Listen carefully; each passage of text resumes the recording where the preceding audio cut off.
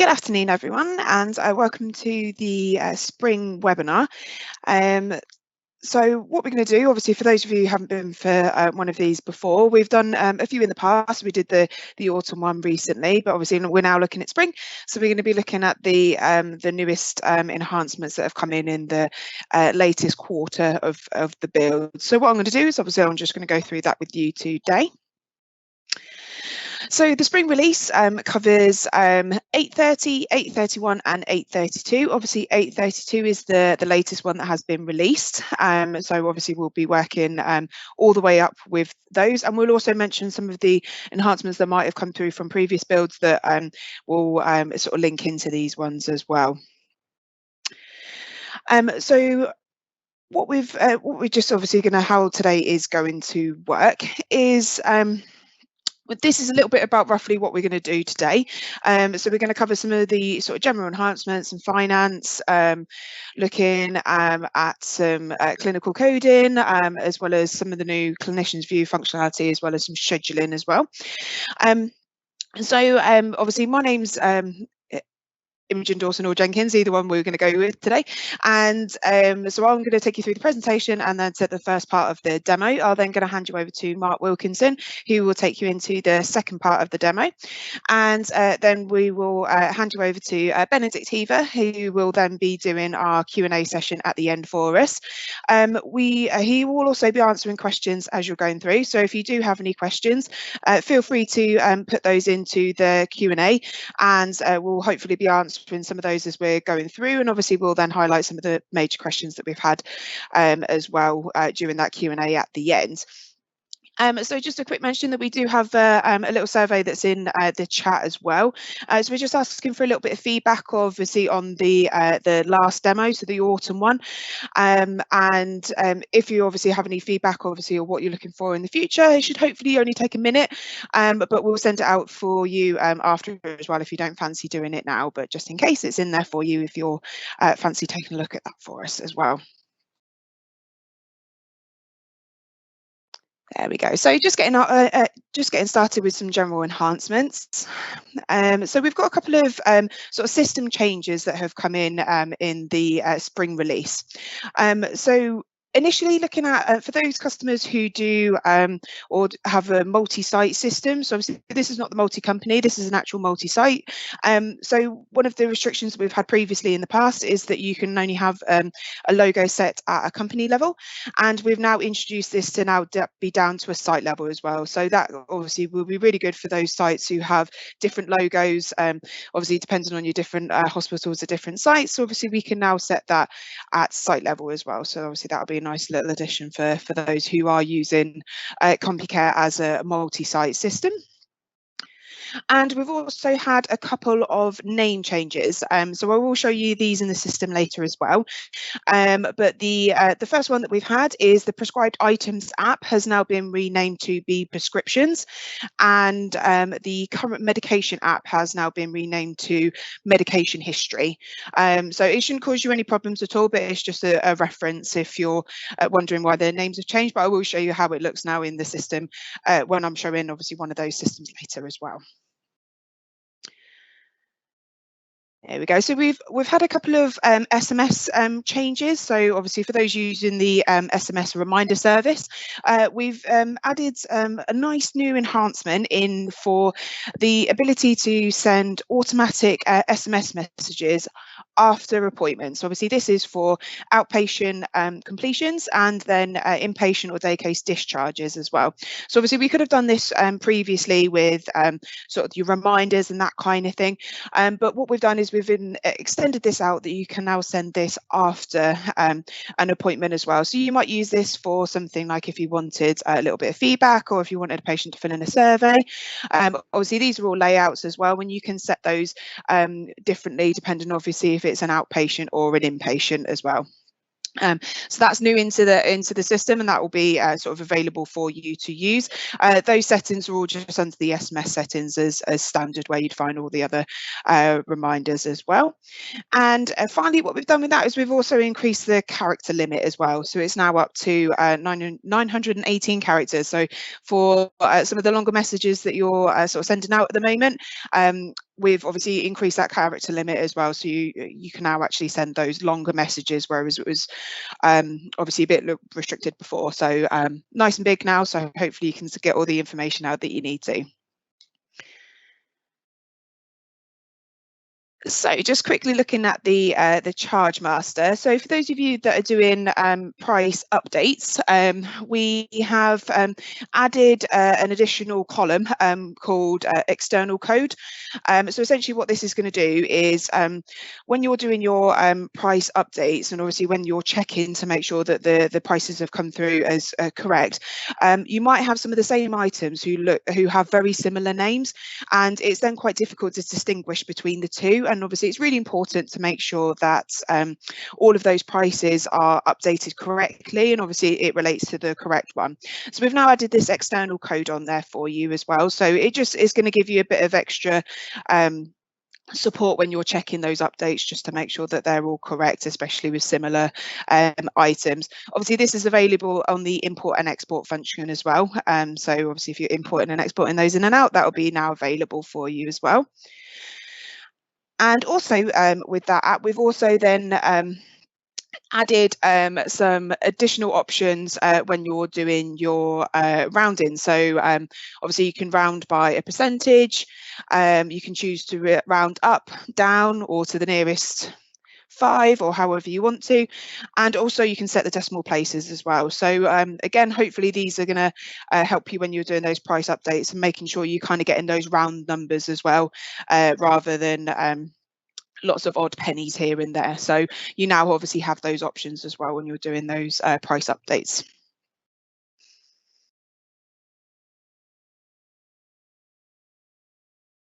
There we go. So one of the this is a start of a new feature that's coming into the system. Obviously, you've always been able to set up procedures against your clinicians, but what we're trying to do now moving forward, obviously, is trying to make this process a little bit easier for you, but also put it more in line with the industry standards as well.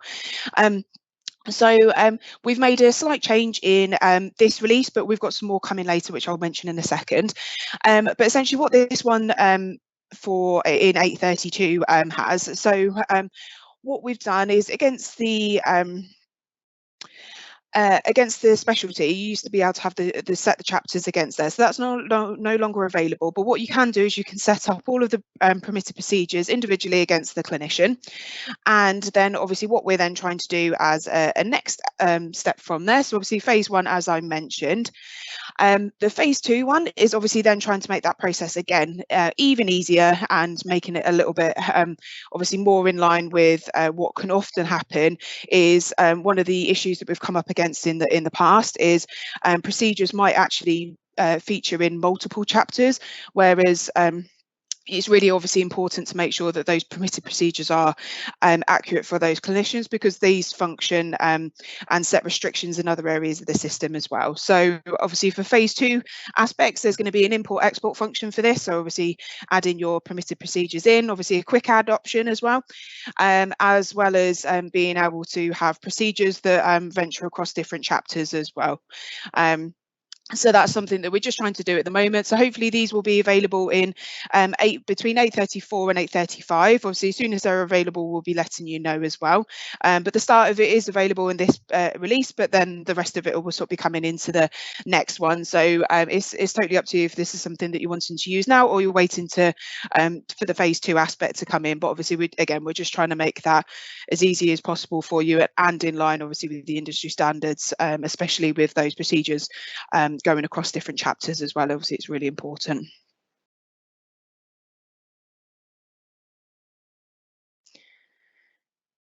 There we go. And the final thing that I wanted to mention is around the CCG Code Change. So for those of you who do sort of NHS work, might have already come up against this already. Some of the new CCGs, so obviously there's been quite a few mergers and that kind of thing coming up recently. They're actually producing character code lengths of up to 5, and unfortunately this is something that Compucare was always done as a 3. So what we've done is obviously to increase that to 5. So then hopefully that then will not cause you any problems. Obviously, this is more of a Compucare change, not anywhere else. So it shouldn't have any issues in other areas. Any other areas of the system, but it's just more of just to let you know that to be able to have 5 character codes for your CCGs, you need to make sure that you load 832 to have this function as well. So there is actually something else that's sort of coming through in the near future. So obviously, again, anyone who's doing any of the NHS returns, we will be sending out a new version of report generator, which will cater for the Unify 2 report changes. So obviously 18-week RTT reporting. So obviously there's been some changes that have come through from there. So there'll be a new version of report generator coming out for that. But obviously to load this version of report generator, you'll need to make sure that you'll be on 832 for that as well. We'll be sending out a notification for that shortly, obviously when it's ready to go, to any of those who would be affected or obviously doing the NHS work. So just so you're aware of it, it's just more of a heads up coming in that is something that we'll probably be looking to notify you shortly when that build of report generator is ready for you as well.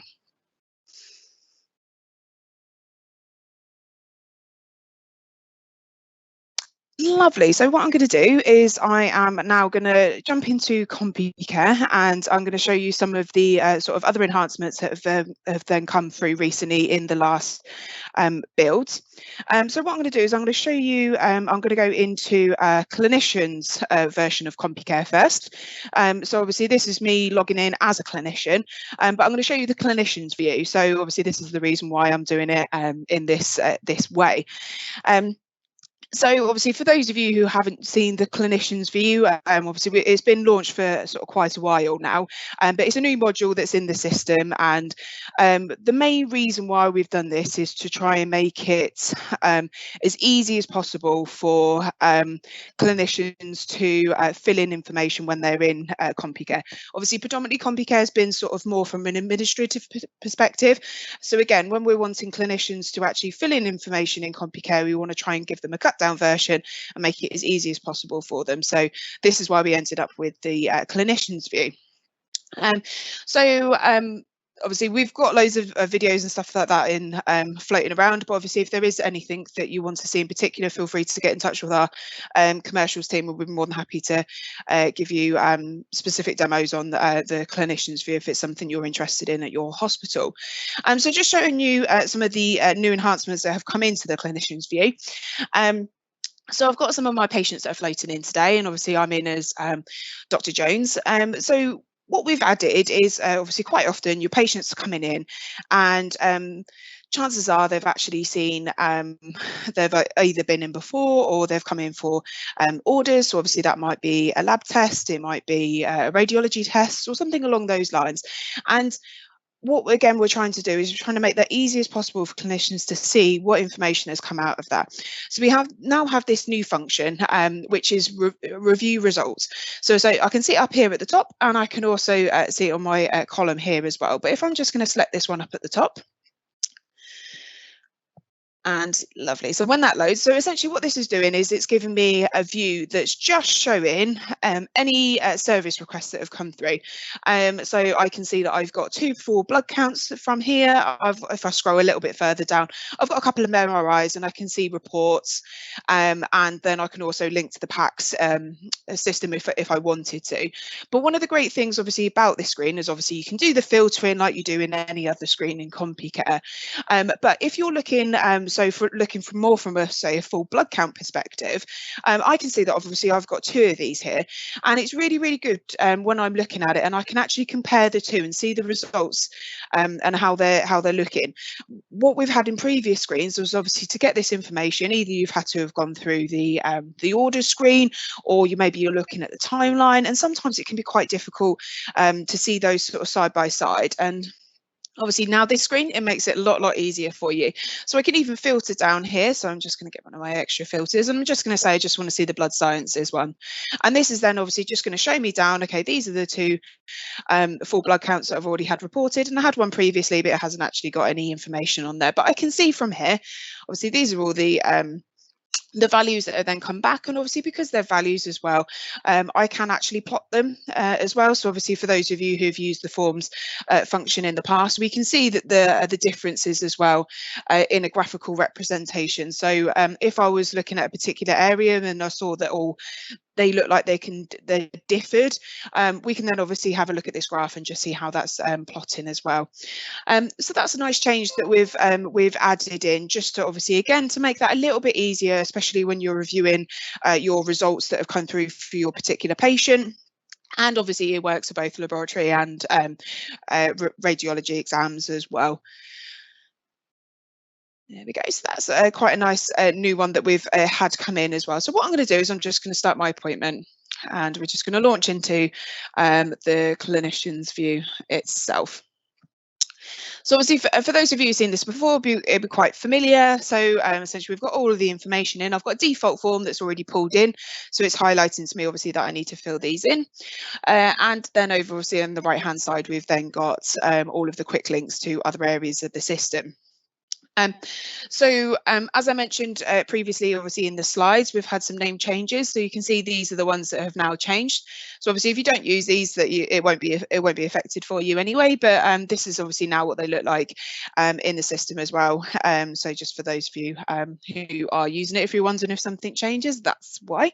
And we also have that review results from this screen as well. So you can do either or. It just depends on what the preference is for the consultant. So one of the new enhancements that we've had come in, sort of leading on from looking at orders, is the ability to add orders. So we've had this obviously in the screen that you can add a follow-up order here, but obviously then it takes you through into another screen, and there's lots obviously of other clicking as well. So we're trying to reduce that number of clicks, and what we've done is we've actually added the ability to request a service request onto a form. So if I just select to add a form here, so one that I've prepared earlier. There we go. So if I just select my form, and it's looking rather basic, but essentially what these are all doing is these are showing me some service requests that my clinician quite often does. So essentially what you can do is you can set these forms up that's showing the orders that are most often requested for your clinician. And then essentially what you can do is then you can tick them, and it's then going to make those orders for you. So in this scenario, I'm going to look at, okay, well, maybe we'll do an MRI of the hip, and an MRI of the knee, and maybe we'll just do another full blood count as well while we're there. So when I press save, then obviously what that's going to do in the background is then obviously going to request those orders. So I'm going to sign it off so it all goes through. And then those are going to then request for the patient. So if I go into the patient's record, and then if I have a look at my orders, I can then actually see that these are the orders that have been requested. So this is looking at my radiology orders. So if I just change my filter quickly. There we go. So I can just see that the ones that I just put through today, so these have come through as an MRI of the hip and the knee. Obviously, the Dr. Jones has just requested. And then that means that they're ready for the radiology team to then have that to schedule those appointments in. Obviously, this is looking at radiology. If I had it filtered for my laboratory, obviously it then show me the full blood count as well on there. But it's a nice quick way to do it, and then that they can then go off into a work list to be scheduled. So how that actually works, if I jump into the main screen and just have a look at my forms. So if I have a look at my sort of form components, and if I just search one that I have done previously, They're really, really simple, nice and easy to set up. So if I just select one of these and I'll just edit it, and I'll just show you the new option that you now have with that. So obviously standard information for those of you that have sort of already filled in or created your forms before in the past. So we now have this option here. So as a result type is now a service request or collection. By setting this, it then automatically gives you this, so you can then link it to a service request. So essentially these are sort of, it knows that when that particular item has been ticked, then this service request needs to then go through for that as well. So obviously this does work for collections as well. So if you did have multiple service requests that needed to go in, set up as a collection, obviously that works in the same way, but obviously it's just a nice quick way to add in any additional orders that may need to be done through rather than through the main sort of screen. So if I sort of standardly just come back into here. So one of the other things that we have come through, obviously, as I mentioned, that we've had some name changes when it comes to sort of some of the pharmacy areas. But we've also had some changes when it comes to adding pharmacy items, so obviously drugs as we're putting through. And so if I have a look at adding prescription. So what I'm going to do is I'm going to search for the item that I'm wanting to give the patient. So currently, these are the ones that I sort of previously used. So one of the changes that we've had in here is recently you were able to launch out to SafeScript, obviously where we get all this information from, and you could choose sort of any option that you wanted. But the difficulty was distinguishing between which items were then stocked by the hospital and which items the patient would then have to go down to their local pharmacy and pick up from there. So what we've done is we've added a little indication next to it just to show that for all of these items that I've now searched, the hospital doesn't actually stock those. So obviously as a clinician, you still might want to prescribe the patient that, but at least then that they know that this is something that can be fulfilled by the hospital, and the patient obviously can then take that down to the local pharmacy. It's obviously just trying to make sure that we're not sort of wasting time, or also from either side that there's no confusion as to what's being stocked by the hospital. So if it doesn't have this next to it, it is being stocked by the hospital. So hopefully that sort of visual indicator is going to make that a little bit easier when we're sort of looking at prescriptions. So one of the other changes that we have had in with prescriptions is when you're reprinting a prescription. So obviously sometimes this happens that your patient has a prescription and then it gets lost or whichever, and it needs to be then reprinted. But obviously it's really important to distinguish that that is actually a reprinted prescription. So if I quickly go back into the patient record, and I can show you obviously what we've now done to sort of cater for that. So if I have a look in my correspondence, I can see here that I've had this prescription that has come through recently. So obviously it's already been printed because it's now in my correspondence, but I need to reprint another copy obviously to the patient. So if I select print, then obviously it's going to run through like it would do normally. It's then obviously going to say these are the prescription, but at this stage it doesn't put the watermark on it. Obviously I'm not hooked up to a printer, so I can't print it off, but what I can show you is one that I've done previously. So if I just drag this across onto this screen, so essentially once I print this, I now get this nice reprint watermark that now sits on the prescription as well. So obviously there's no confusion as to whether this is an original or whether this is a reprint. So obviously this comes through once the prescription has actually been physically printed.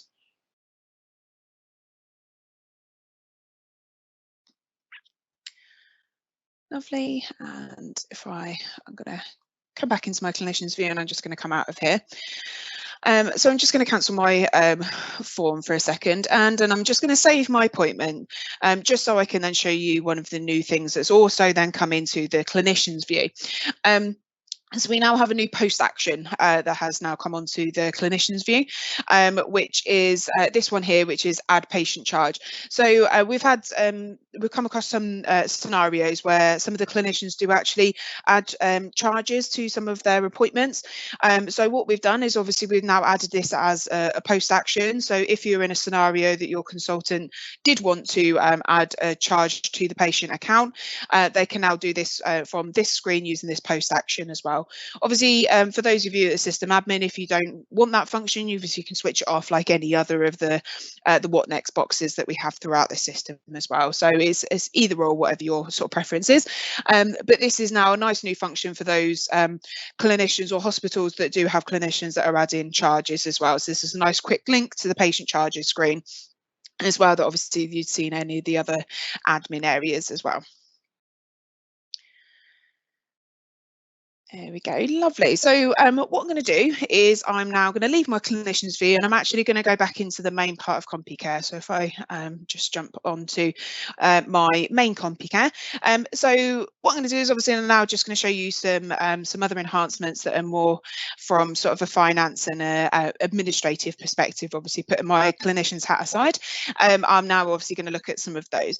So one of the probably the bigger enhancements that we've had that's come in recently is the ability for outpatient deposits. So for those of you who are doing inpatients, you might have already come across the deposits in inpatients, but one of the things that we didn't have is obviously we didn't have that extended out into outpatients. So in the spring release, that is something that we have now introduced, is the ability to do outpatient deposits, which is great news. So obviously by introducing outpatient deposits, there's a few little changes that have come through, but essentially what it's going to do is it's going to work in a very, very similar way to inpatients, obviously, but just in the outpatient screens. So if I just click onto my outpatient bookings, and I'm just going to select my current ones that I'm working on at the moment. So I can see that I've got sort of 2 appointments coming through, because obviously I've had one previously that has now finished. And I'm just going to edit this appointment, and I could just show you some of the changes that have now come through. There we go. So obviously this all looks quite familiar for anyone who's doing outpatient bookings. And so we now have this field down here at the bottom, which is required deposit amount. So essentially so if you know roughly how much you think the appointment's going to make, obviously you can put a deposit there, or if you have a standard payment that you're expecting before, obviously you can put those in there manually. If it's a fixed price package, obviously that will pull through like it does with inpatients, but so you can manually put this in. So maybe what I'm just going to do is I'm just going to put in £100 as a deposit that I'm expecting from this patient coming in. And then when I'm going to press save. So obviously this field is the same like anything else. You can make it mandatory if you want to. So essentially, because I've now added a deposit amount, it's then going to give me a couple of different options that maybe I didn't quite have before. So when I print my letter, so obviously my appointment letter that's going out to the patient, I now have a new field that's now on there. So obviously, again, this is pulling through from the outpatient bookings. So when that loads, there we go. So you can just see down here at the bottom, we've now got this deposit required. So obviously, again, this is a mail merge that's come through from the outpatient appointment, and that's going to show in there to say this patient owes £100, and obviously we want the patient to pay that before they come in as well. So obviously these are now available on your letters. We also now have a new post action that comes through, so obviously take deposit. So again, obviously this is then going to ask the user when they're making these appointments, is the patient paying that deposit now, or are they going to sort of pay that later? But again, it gives you that new sort of post action there for you. So you do have the option to take the deposit, and again, if I select that, what it's going to do is obviously it's going to take me to the sort of the standard payment screens as we're all used to. And essentially then what it's going to do is obviously you make that payment, it's then going to work in the same way that it does in outpatients, obviously then allocate to that particular invoice ready for obviously when they fully make that payment at the end, once the appointment's completely finished. So if I just cancel out of here. So one of the other things that we do have, obviously now that we've got the ability to do outpatient deposits, is obviously the ability to filter by those as well.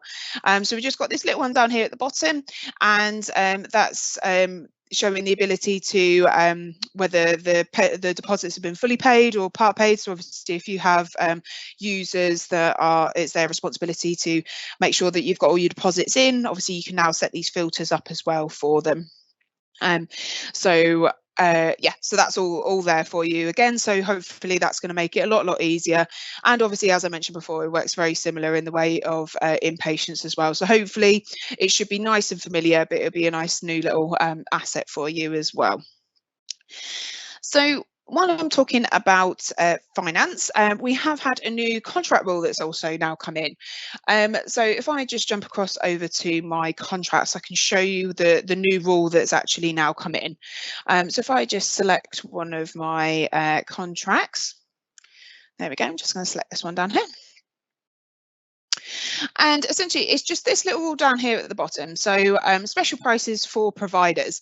So we've come across some situations previously where there might be certain scenarios where clinicians charges vary. So you might have, obviously, in this case, Dr. Jones charges 350, but our standard rate is normally 250. So what we've done is obviously added this contract rule in to help cater for those variations as well. So obviously, again, we're not having to do some manual manipulation, but it also does have that ability that if you do have variations in your attendance charges and that kind of thing, this is where obviously you can now cater for those as well. So it works nice and simply. Obviously, you can clearly see here that I've got my provider, which is Dr. Helen Jones, and it's 350. So if I wanted to add another one in, essentially all it's going to do is it's just going to ask me to add my charge, outpatient consultation fee, and then I can assign it to a provider. So if I say Anderson, perfect, and then maybe, so say Dr. Anderson actually charges 300. There we go. So if I save that, so you can clearly see that I've got a bit of a differentiation between different consultants, obviously on how that they're actually charging. So obviously, as these are set up, so if I save that, then that's my new contract rule that's set up. And then if I have a quick look at my appointment that actually I was just looking at currently, and if I then decided to sort of info only bill them, just so we can see what that attendance charge rule is looking like.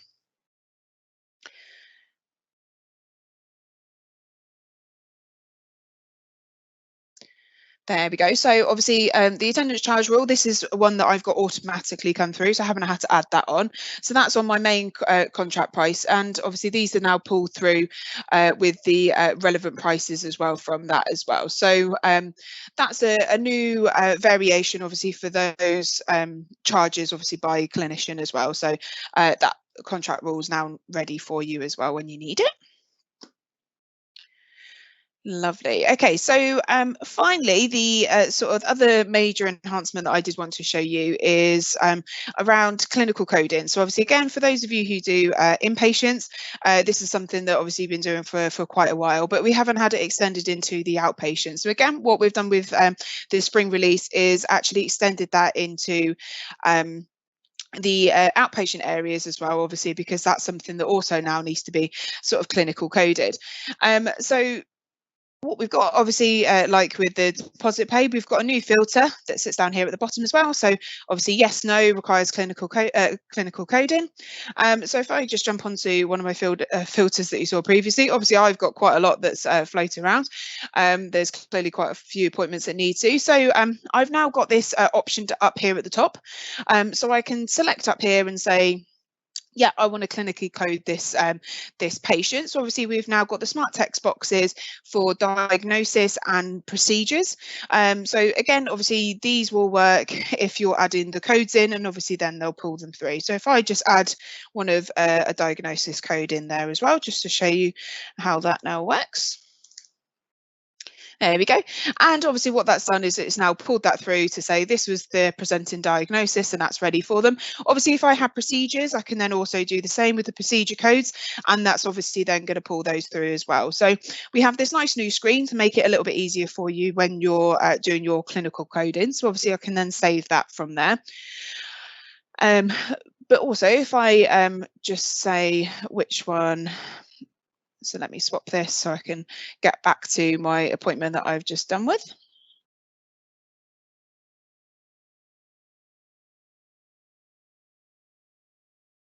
There we go. So just got this little one up at the top. And if I edit their appointment, we've also now got a slight change on the outpatient completion booking screen as well.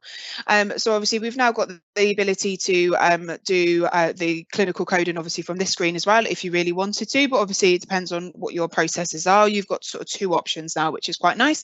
So obviously if there was any procedures, I could put the actuals and then obviously the clinical coded ones. And also because you can see that I added the diagnosis into that previous screen, obviously this is now pulled through into the main outpatient booking as well. So you can see that obviously that's worked. Obviously, if there's multiple, that works in exactly the same way. You just keep adding the codes as you're going through. But you now have some different options as to what your sort of preference is as well for you. So that's essentially what outpatient clinical coding is like. Obviously, again, it's very similar to what the inpatients is. It's just now extended into the outpatient area. So again, hopefully, obviously, that's going to make your lives a lot easier for having to do some of these sort of clinical coding jobs. So we've now got some nice new screens for that as well. So I think that's everything from me that I wanted to show you. So what I'm going to do is I'm going to hand you over to Mark, and he's going to show you some other areas of enhancements that have come into the system.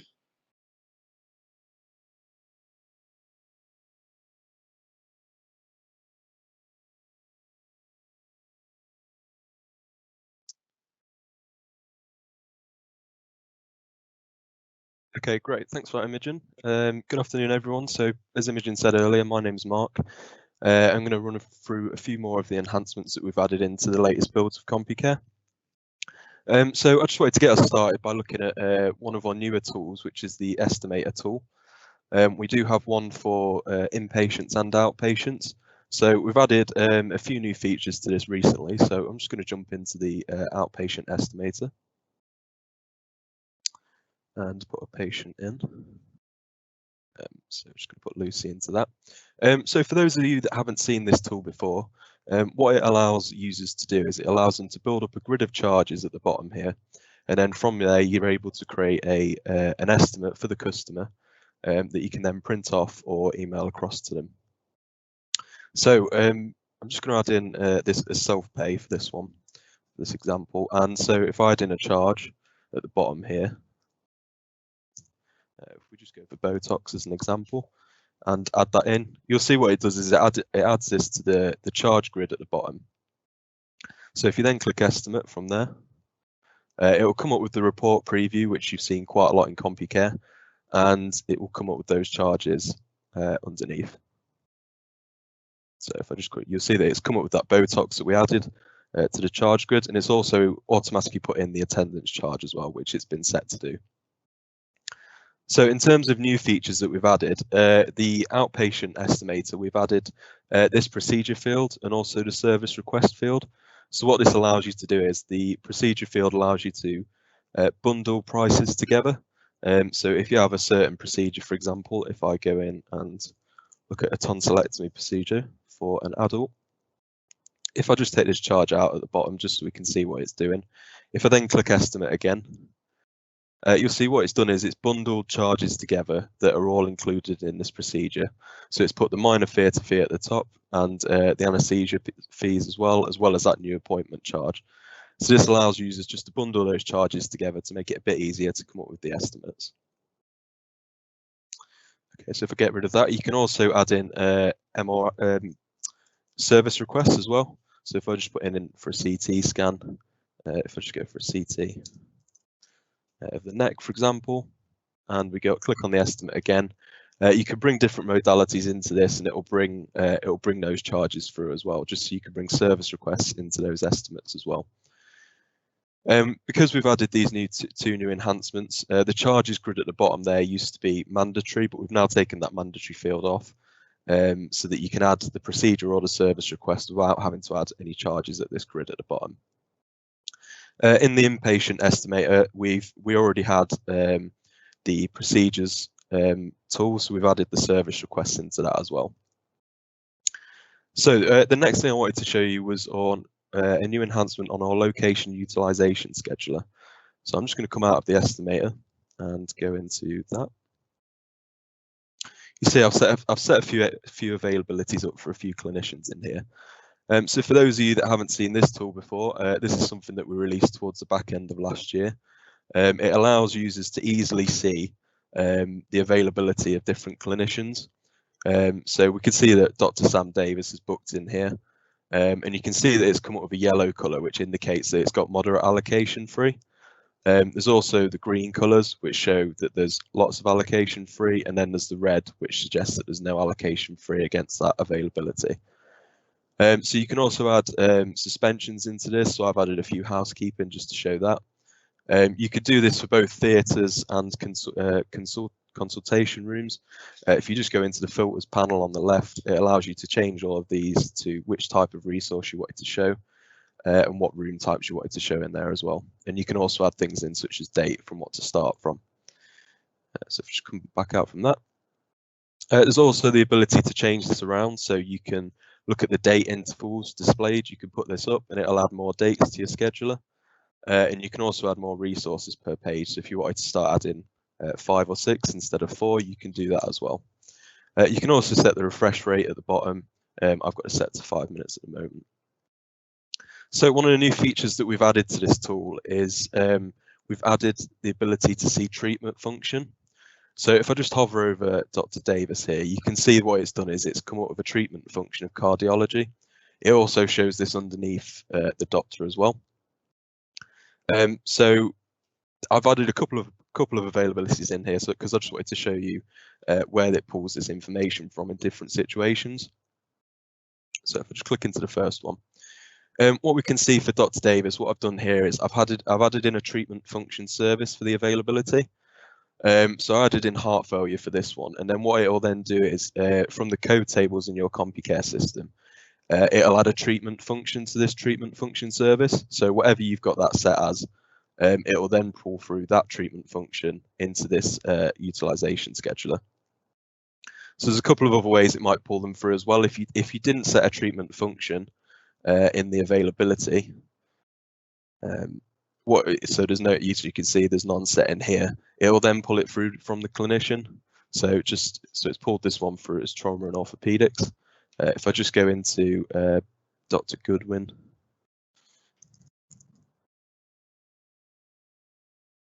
in here and just into his user settings, you'll see that it's pulled it from the treatment function section here.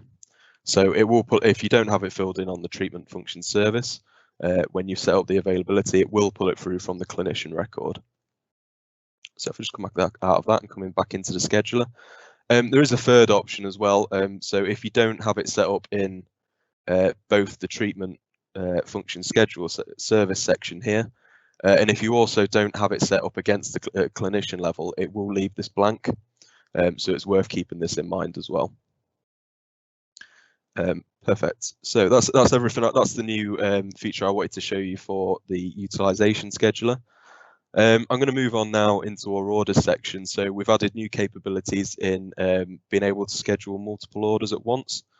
So if I show you how this works, I'm just going to go into our orders section. I've already set some orders up. So in order to be able to schedule multiple orders at once, there's a couple of rules that you have to follow. So if certain criteria is met, the first of which is all of the orders must have service requests which require bookings. So if there's no booking required for that particular service request, you won't be able to book those in with other ones. All of the orders must have the same originating booking. So as you can see, I've got these both under Miss Andrea Wright, and they're both under the same originating booking. And the third one is you must have the same modality type. So you can see I've set these two both to MRIs. So this one's for the MRI hip, and then the bottom one is for the MRI ankle. So what it should allow us to do, because we've met those 3 criteria, you should be able to press Control and you should be able to select both of them, and then you'll be able to schedule them both into the same booking.